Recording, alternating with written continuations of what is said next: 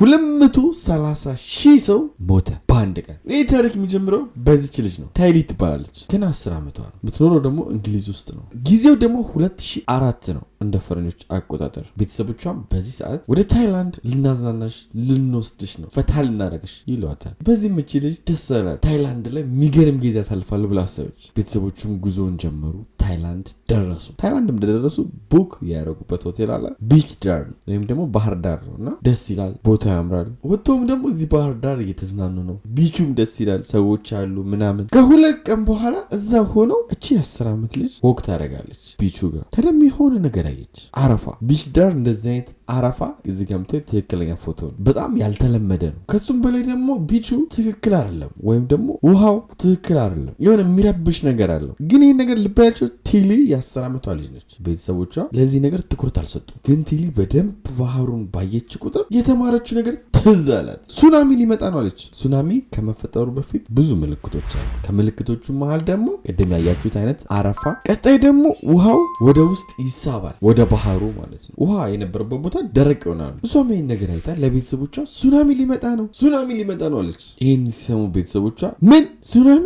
ወይኔ ጉዳችን አላሉ። ምንድነው ሱናሚ? ምንድነው የምትይው አላት። እሷም ለማስረዳት ሞከረች። በጣም ትልቅ ማዕበል ይመጣል፣ ከዚህ እንውጣ እያለች ለቤተሰቦቿ መናገር ጀመረች። ዞር ስትልም በነገራችን ላይ ብቻቸውን አይደሉም፣ ብዙ የሚሆኑ ሰዎች ቢች ዳሩ ላይ አሉ እየተዝናኑ። ቤተሰቦቿ እዚህ ጋር አልሰማ ብለዋታል። ለሰዎቹ ሁላችንም ማለቃችን ነው፣ ሱናሚ ሊመጣ ነው አለች። አባቷ ግን በዚህ በኩል ተረጋጊ፣ ምንድነው የምትይው ብሎ ጭራሽ መቆጣት ሁሉ ይጀምራል። እሷ ቴሌ ምንም አትሆኝም፣ ሱናሚ የሚባል የለም ይላታል። እናም እሷን ጥሏት ወክ ያደርጋሉ። እዚህ ጋር ማወቅ ያለባችሁ ነገር የምር ሱናሚ ሊመጣ ነው። ይህ እንዲፈጠር ያደረገው ደግሞ ባህር ስር የመሬት መንቀጥቀጥ ይፈጠርና መሬቱ ለሁለት ይሰነቀጣል። ይህ የመሬት መንቀጥቀጥ እስከዛሬ ምድር ላይ ከተፈጠሩት የመሬት መንቀጥቀጦች በጣም ትልቁ ነበረ። ለዛውም አስቡት ውቅያኖስ ስር የተፈጠረው ማለት ነው። ልክ ደግሞ በዚህ የመሬት መንቀጥቀጥ ምክንያት መሬቱ ሲሰነቀጥ ከውስጥ የወጣው ጉልበት በፍንዳታ እንኳን ብታስቡት ናጋሳኪና ሂሮሺማ ላይ የተተኮሰው አቶሚክ ቦምብ ከሱ 20 ምናምን እጥፍ ከፍ ያለ ነው። ይህን ኢነርጂውን ደግሞ የለቀቀው ውቅያኖስ ላይ ነው። እና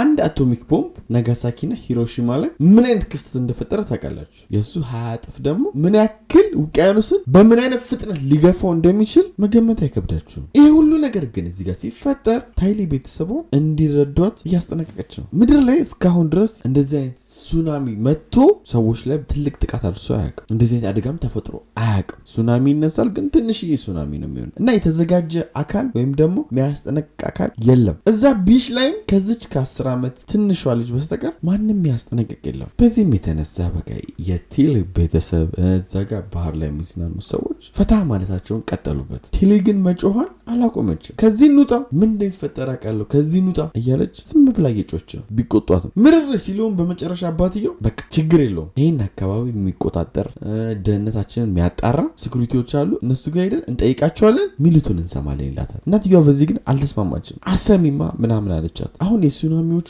ምልክት ካልኳችሁ ደግሞ ሁለተኛውና ዋነኛው ምልክት መታየት ጀመረ። ውሃው ወደ ውስጥ መሳብ ጀመረ። ስትዋኙበት የነበረ ቦታ ደረቅ ይሆናል፣ ይመለሳል ወደ ውቅያኖሱ፣ ወደ ውስጥ ይገባል። ደግሞ የበለጠ ትልቅ መሆኑ የምታውቁት ወደ ውስጥ ምን ያክል ገብቷል የሚለውን ስታዩ ነው። ምክንያቱም ወደ ውስጥ በገባው ልክ ገፍቶ ይመጣል እና እያዩት ሲዋኙበት የነበረበት ቦታ ምናምን ድርቅ ማለት ጀመረ። ውሃው መሸሽ ጀመረ ወደኋላ። እንዲህም ሆኖ ታዲያ ማንም በነገሩ የተጠራጠረ የለም። አንድ የተጠራጠረችው ቴሌ ነች። እሷን ደግሞ ሲኩሪቲ ጋር ይወስዳታል አባትየው። ብቻዋን ግን እንድትሄድ አልፈለገችም ወደ ሲኩሪቲ ጋር ቴሌ። እናትየዋን ለመነቻት ከኛ ጋር ነይ ብላ። እናትየዋ ግን ምንም አሰማው፣ እዛው ቢቹ ጋር ሆነች። ቴሌና አባቷ ወደ ሲኩሪቲው ሄዱ። ልክ ሲያገኙትም በቃ እንዴት ነው ሼም እየያዘው ወይም ደግሞ ልጄ በቃ አልሰማለችኝ፣ እስቲ አስረዳት ሱናሚ ምናምን እያለች ብሎ ለሲኩሪቲ ጋርድ ይነግረዋል። በመሀል ግን ይህን ነገር ለሲኩሪቲ ሲያስረዳ የሆነ ሰውዬ ባጠገባቸው እልፍ ይላል እና ሱናሚ የምትለውን ቃል ይሰማል። ከዛም ይሄ ጃፓናዊ ልብ ብሎ ያንን ቢች ማየት ይጀምራል። ቢቹም እንዳልኳችሁ ውሃ የነበረበት ቦታ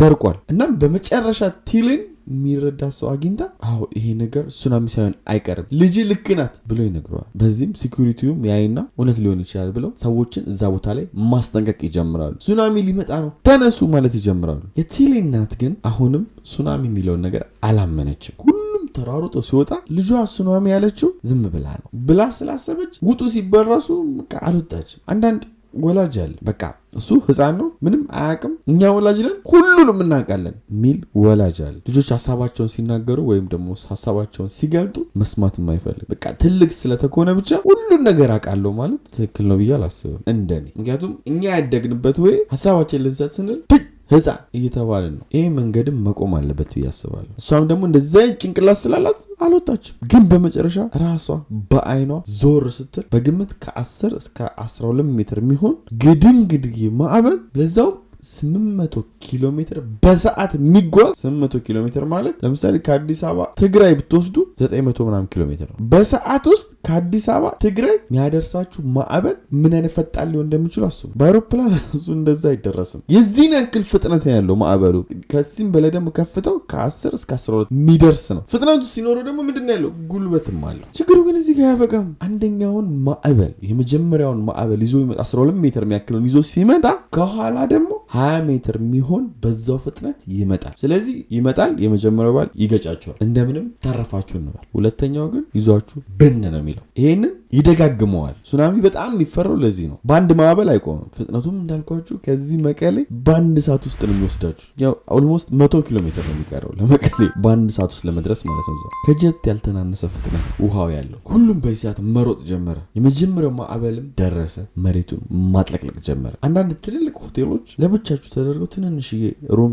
ይሰጣቸዋል። እነሱን መጫወቻ እናደረጋቸው ብን አፍርሷቸው። ይሄን ነገር ደግሞ ያስጠነቀቀችው ታይሊ ያለችበት ሆቴል ብቻ ነው። እሷ ብቻ ነች እዛ ሆቴል ላይ ያስጠነቀቀችው። ሌሎች አሉ ታይላንድ ውስጥም ከታይላንድ ውጭም ባህሩ ዳር የሆኑ ሀገራቶች። ዋና መነሻው ከህንድ ውቅያኖስ ነው ብያቸዋለሁ ነው። ህንድ ውቅያኖስ የሚያካትቱ ሀገራቶች እንዳለ የዚህ የሱናሚ ተጠቂ ናቸው ማለት ነው። ሁሉም ሰው ደግሞ በዚህ ሰዓት ድንገተኛ ነው። የቻለውን ያክል ለመያዝ ይጥራል። ግንድ ለመያዝ ይጥራል። ግንብ ላይ ለመንጠልጠል ይሞክራል። ይሄ እዚህ ጋር የምታዩትም አሁን በጊዜው ሲከሰት የነበሩ ትክክለኛ የማዕበሉ ቪዲዮዎች ናቸው። ቅድም እንደነገርኳችሁ በጣም ፈጣን ስለሆነ ፎቅ ውስጥ ሆናችሁ ከታች ቁጭ ብላችሁ ከሆነ ሳታስቡት በውሃ ተጠለቅልቃችኋል። ልብ በሉ 800 ኪሎ ሜትር በሰዓት የሚጓዝ ማዕበል ነው። በዚህም ፍጥነቱ የተነሳ ደግሞ ብዙዎች ገሏል። አይኔ ናኒ ዋና እችላለሁ የምትሉ ትኖራላችሁ። ዋና ለአሳ አይመችም በዚህ ሰዓት አይደለም ለሰው ዋናተኛ ቀርቶ ማለት ነው። ዋው በዚህ ፍጥነት እየሄደ እናንተን አይደለም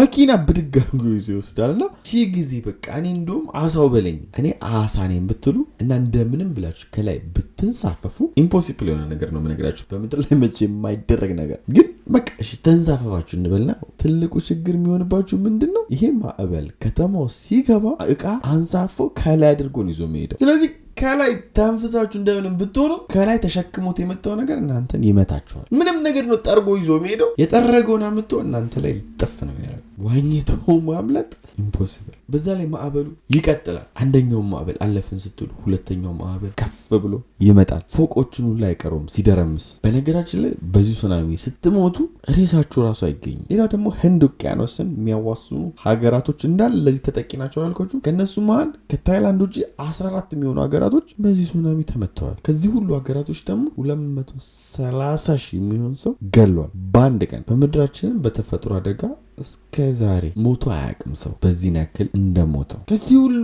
በኋላ ግን ጥያቄያችሁ ምንድን ነው? ቲሊስ ምን ሆነች? እንዴት ሆነች ከሆነ ተረፈች። እሷ ብቻ አይደለች። እዛ ጋር ቀድሞ ያስጠነቀቋቸው ሰዎች በሙሉ ፎቅ ላይ ወጥተው፣ ፎቁም ደግሞ አልተደረመሰም ነበር እነሱ ያሉበት ፎቅ። እናም ሊተርፉ ችሏል። እሷም፣ እናትየው፣ አባትየው፣ ሌሎችም ደግሞ እዛ ሆቴል ባህር ዳር የነበሩ ሰዎች በሙሉ ተርፏል። የተረፉት ግን በቲሊ ምክንያት ቲሊ ቀድማ ስላስጠነቀቀቻቸው ነው እንጂ እንደ ሱናሚ ፍጥነት እድል አይሰጣችሁም ነበር። የቲሊም ትክክለኛ ፎቶና ኢንተርቪው ስትደረግ ይሄን ይመስላል። የዛሬ እውነተኛ ታሪካችን ይሄን ይመስላል። እስካሁን ላይክ ካላደረጋችሁ ምን ይጠብቃችሁ? ላይክ አድርጉ፣ ሰብስክራይብ አድርጋችሁ በቀጣይ እንገናኛለን። ወዳችኋለሁ። ባይ